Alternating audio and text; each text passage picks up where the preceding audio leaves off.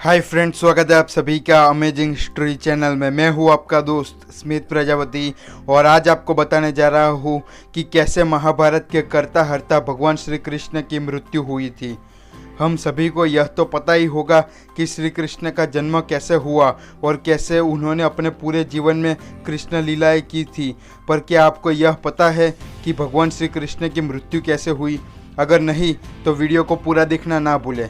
महाभारत के युद्ध के बाद जब दुर्योधन और उसके सभी कौरव भाइयों का अंत हो गया, उस समय उनकी माता गांधारी बहुत ही शोकग्रस्त हो गई थी और अपने बेटे दुर्योधन के शव को देखने के लिए गई थी। उस समय अपने पुत्र की हालत देखकर महाभारत के कर्ता हर्ता भगवान श्री कृष्ण को उन्होंने 36 वर्षों के बाद मृत्यु होगी ऐसा अभिशाप दे दिया और साथ में यह भी कहा कि इसके बाद तुम्हारे पूरे यदुवंश का भी नाश हो जाएगा, जिसे भगवान श्री कृष्ण ने मुस्कुराते हुए स्वीकार भी कर लिया था। महाभारत का युद्ध कौरवों और पांडवों के बीच हुए युद्ध का वो रूप है जिसने कुरुक्षेत्र की मिट्टी को भी रक्त से लाल कर दिया था। कहा जाता है कि यह युद्ध इतना भयंकर था कि आज भी उन योद्धाओं के लहू से कुरुक्षेत्र की मिट्टी लाल हुई है। ईर्ष्या, लालच और घमंड चचेरे भाइयों के बीच भयंकर संग्राम का कारण बना था।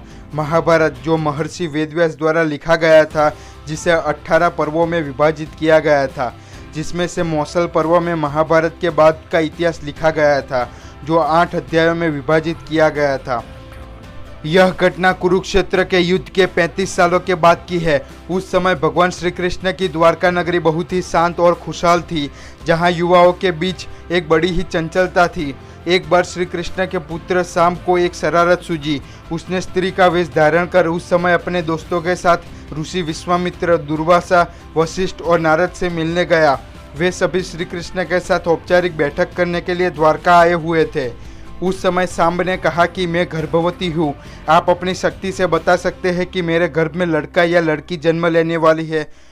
उस समय एक ऋषि उसके मजाक को समझ गए और क्रोधित होकर कहा कि तुम एक लोहे के तीर को जन्म दोगी और उसी तीर से तुम्हारे कुल और साम्राज्य का नाश भी हो जाएगा। सांब ने यह सारी घटना उग्रसेन को जाकर बताई। उग्रसेन ने सांब से कहा कि एक तांबे के तीर का चूर्ण बनाकर तुम उसे प्रभास नदी में प्रवाहित कर दो, जिससे उस श्राप से तुम्हें छुटकारा मिल जाएगा। सांब ने ऐसा ही किया। साथ ही उग्रसेन ने यह भी आदेश जारी करा दिया कि आज से द्वारका में ना ही कोई नशीला पदार्थ का उत्पादन करेगा और ना ही कोई उसे ग्रहण भी करेगा। लेकिन इन सभी क्रियाओं को करने के बावजूद भी द्वारका में लोगों ने अशुभ घटनाओं का अनुभव किया था, जैसे कि श्री कृष्ण के सुदर्शन चक्र, उनके शंख, उनके रथ, बलराम के हल आदि का अदृश्य हो जाना, स्त्रियों द्वारा उनके पति और उनके पतियों द्वारा उनकी पत्नियों का विश्वासघात करना, लाज शर्म जैसी चीज़ों का समाप्त हो जाना, चारों ओर अपराध, अमानवीयता और पाप का साया आदि चीज़ों का लोगों ने अनुभव किया था। उस समय बुजुर्गों और गुरुओं का असम्मान, निंदा, द्वेष जैसी भावनाओं में बढ़त आदि उन सब का जीवन बन गया था। इन सभी घटनाओं से परेशान होकर भगवान श्री कृष्ण ने अपनी प्रजा से प्रभास नदी में अपने पाप धोने को कहा था, लेकिन उस समय प्रभास नदी के पास पहुंचकर लोगों ने मदिरा का सेवन करना शुरू कर दिया। उस समय नशे में चूर होकर सात्यकी ने कृतवर्मा पर, पांडवों पर रात में हमला करने का आरोप भी लगा दिया और उसकी आलोचना करने लगा था। उस समय कृतवर्मा ने भी सात्यकी पर कई आरोप लगाए थे। उस समय उन दोनों में बहस बढ़ गई।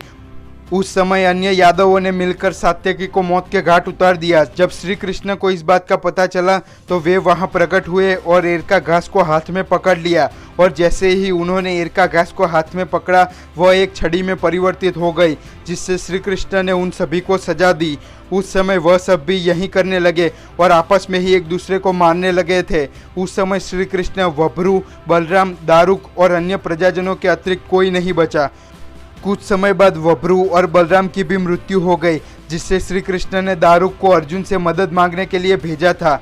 लेकिन जब एक दिन इन सभी घटनाओं से परेशान होकर श्री कृष्ण वन में ध्यान में बैठे हुए थे, उस समय उनके पुत्र सांब ने जो चूर्ण नदी में बहा दिया था, वही एक मछली ने खा लिया था और एक धातु का टुकड़ा उसके पेट में बन गया था, जिसे एक जीरू नामक शिकारी ने पकड़ लिया था। और जब उसे यह धातु मिली तो उसने एक तीर बना दिया और उस तीर को जहरीला बनाकर उसने आराम करते हुए श्री कृष्ण को हिरन समझकर तीर चला दिया।